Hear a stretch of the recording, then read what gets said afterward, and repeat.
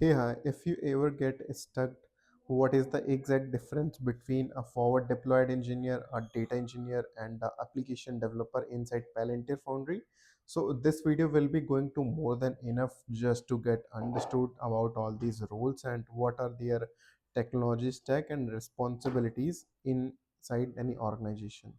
So if you're new to this video, we always upload videos related to data engineering and Palantir Foundry. So you can subscribe to our channel and get updated.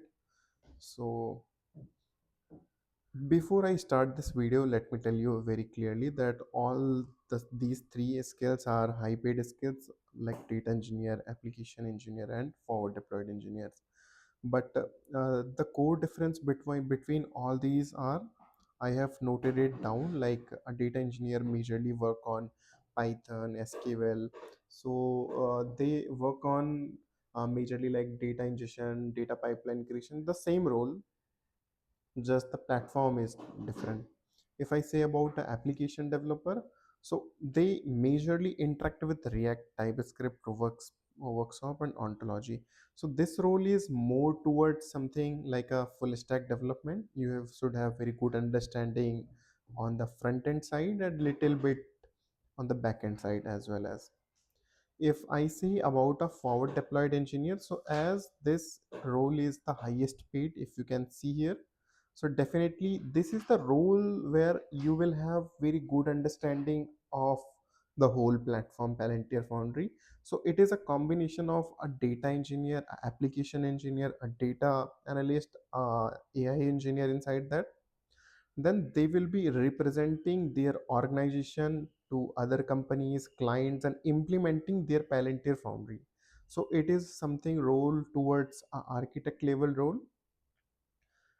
I hope you get my point. If I say about a in-depth role difference, so forward deployed engineer is a combination that you can see here as well. They build business facing application and operational workflows, these that all the things. If I say about application engineers, so their technical skills are React, TypeScript, JavaScript, HTML, CSS, and Ontology, Workshop, Slate management. So these things are like programming languages, like with same thing, React and some JavaScript.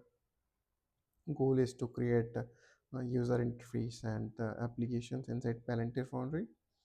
If I say about a data engineer role, so this role is a combination of data engineering plus little bit of application development side. So you can see the primary goal: build complete end-to-end solutions from data ingestion to business applications and AI enabled workflows.